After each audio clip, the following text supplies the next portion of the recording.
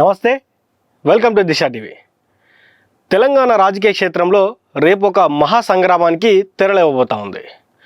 ఒకవైపు గులాబీ దళపతి మాజీ ముఖ్యమంత్రి కల్వకుంట్ల చంద్రశేఖరరావు దాదాపు ఏడాది కాలం తర్వాత జనంలోకి వస్తుంటే, అదే సమయంలో ప్రస్తుత ముఖ్యమంత్రి రేవంత్ రెడ్డి కాళేశ్వరం ప్రాజెక్టు వైఫల్యాలను ఎండగట్టేందుకు మేడిగడ్డ బాట పడుతున్నారు.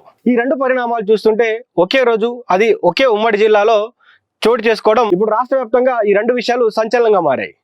అసలు కేసీఆర్ ఎందుకు ఇన్నాళ్ళు మౌనంగా ఉన్నారు? జగిత్యాల వేదికగా ఆయన ఎవరిని టార్గెట్ చేయబోతున్నారు? రేవంత్ రెడ్డి వ్యూహం ఏంటి? ఈ అంశాలపై ఈరోజు మనం మాట్లాడుకునే ప్రయత్నం చేద్దాం.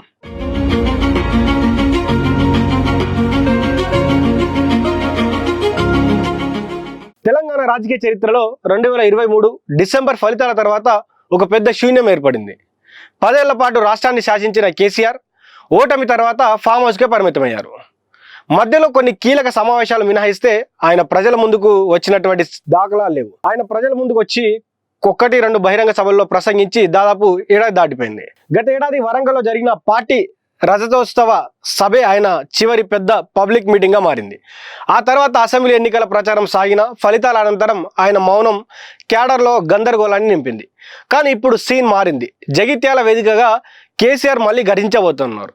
కాంగ్రెస్ సీనియర్ నేత జీవన్ రెడ్డి బీఆర్ఎస్ తీర్థం పుచ్చుకుంటున్న తరుణంలో కేసీఆర్ రాక పార్టీ శ్రేణుల్లో కొత్త ఉత్సాహాన్ని నింపుతుంది. అయితే ఇక్కడ అసలు ప్రశ్న ఏంటంటే, కేసీఆర్ తన స్పీచ్లో ఎవరిని టార్గెట్ చేస్తారు? రేవంత్ రెడ్డి ప్రభుత్వం గత కొద్ది నెలలుగా బీఆర్ఎస్ హయాంలో జరిగిన నిర్ణయాలపై వరుస విచారణలు జరిపిస్తున్న విషయం తెలిసిందే. ధరణి నుంచి కాళేశ్వరం వరకు, ఫోన్ ట్యాపింగ్ నుంచి విద్యుత్ కొనుగోళ్ల వరకు ప్రతి విషయంలోనూ కేసీఆర్ కుటుంబాన్ని టార్గెట్ చేస్తుంది. మరి ఇన్నాళ్ళు మౌనంగా ఉన్న గులాబీ బాస్ జగిత్యాల సభలో రేవంత్ రెడ్డికి ఏ స్థాయిలో కౌంటర్ ఇస్తారనేది ఆసక్తికరంగా మారింది. కేవలం రేవంత్ మాత్రమే కాదు, ఢిల్లీ వేదికగా రాజకీయాలు చేస్తున్న ప్రధాని మోడీపై కూడా కేసీఆర్ తనదైన శైలిలో విమర్శలు గుప్పించే అవకాశం ఉంది. అటు ఏపీలో మారిన రాజకీయ సమీకరణల దృష్ట్యా చంద్రబాబు నాయుడు అంశాన్ని కూడా ఆయన ప్రస్తావిస్తారా అన్నది కూడా సస్పెన్స్గా మారింది. కేసీఆర్ గొంతు విప్పితే అది ప్రత్యర్థులకు వణికి పుట్టిస్తుందని ఆయన అభిమానులు ఎప్పుడు చెప్పుకుంటూ ఉంటారు. మరి ఈ ఏడాది కాలం నాటి మౌనాన్ని ఆయన ఎలా బద్దలు కొడతారనేది కూడా వేచి చూడాల్సిన అంశమే. అదే సమయంలో సరిగ్గా కేసీఆర్ సభ రోజే సీఎం రేవంత్ రెడ్డి మేడిగడ్డ పర్యటనను ఖారరు చేయడం తెలంగాణ రాజకీయాల్లో అగ్గిరాజేసింది. ఇది యాదృచ్ఛికంగా జరిగిన పర్యటన కాదని, పక్కా ప్లాన్ ప్రకారమే కేసీఆర్ సభకు కౌంటర్ ఇచ్చేందుకు రేవంత్ వేసిన స్కెచ్ అని చాలా మంది రాజకీయ విశ్లేషకులు చెప్తా ఉన్నారు. కాళేశ్వరం ప్రాజెక్టులో అత్యంత కీలకమైనటువంటి మేడిగడ్డ బ్యారేజ్ కుంగిపోవడం, ఆ తర్వాత జరిగిన పరిణామాలు బీఆర్ఎస్ కు పెద్ద మైనస్ గా మారాయి. ఇప్పుడు అదే మేడిగడ్డ దగ్గర నిలబడి కుంగిన పిల్లలను చూపిస్తూ ఇదా 10 ఏళ్లలో కేసీఆర్ కట్టిన అద్భుతమైన ప్రాజెక్ట్ అని రేవంత్ ప్రశ్నిస్తే, జగిత్యాలలో కేసీఆర్ చెప్పే మాటలకు పస ఉండదని కాంగ్రెస్ వ్యూహం. మంత్రి ఉత్తమ్ కుమార్ రెడ్డితో కలిసి రేవంత్ చేసే ఈ పర్యటన కేసీఆర్ సభ కంటే ముందు మీడియా మైలేజ్ని సొంతం చేసుకునే అవకాశం ఉంది. ఈ పరిణామాలను గమనిస్తే తెలంగాణలో మళ్ళీ పాత రాజకీయ వైభవం కనిపిస్తుంది. ఒకవైపు అభివృద్ధి, మరోవైపు ఆరోపణలు, ఒకవైపు సెంటిమెంట్, మరోవైపు వాస్తవాలు. కేసీఆర్ తన ప్రసంగంలో తెలంగాణ ఆత్మగౌరవాన్ని, తాము చేసిన అభివృద్ధిని గుర్తు చేస్తూనే కాంగ్రెస్ అమలు చేయని 6 గ్యారెంటీలపై విరుచుకుపడే అవకాశం ఉంది.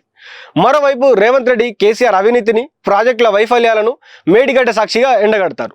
ఉమ్మడి కరీంనగర్ జిల్లా ఇప్పుడు ఇద్దరు దిగ్గజాల పోరాటానికి వేదికైంది. తెలంగాణ ప్రజలు కూడా ఈ పోరాటాన్ని అత్యంత ఆసక్తిగా గమనిస్తున్నారు.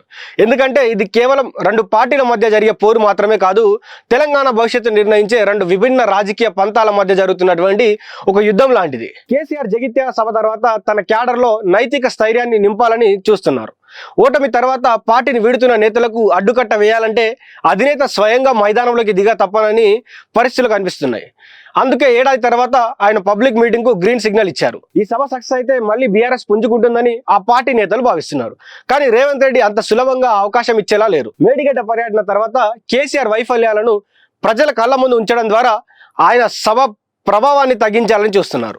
రేపు సాయంత్రం లోపు తెలంగాణలో రాజకీయ సమీకరణాలు ఏ విధంగా మలుపు తిరుగుతాయన్నది కూడా, ఎవరు ఎలాంటి మైండ్ గేమ్ ఆడతారో కూడా, ఎవరి యొక్క మైండ్ గేమ్ వర్కౌట్ అవుతుందో కూడా రేపు సాయంత్రం వరకు కూడా వేచి చూడాల్సిన అవసరం అయితే ఉంది. ఈ మహాసంగ్రామంలో ఎవరి వాదన బలంగా ఉంటుంది? ప్రజలు ఎవరి వైపు మొగ్గు చూపుతారు?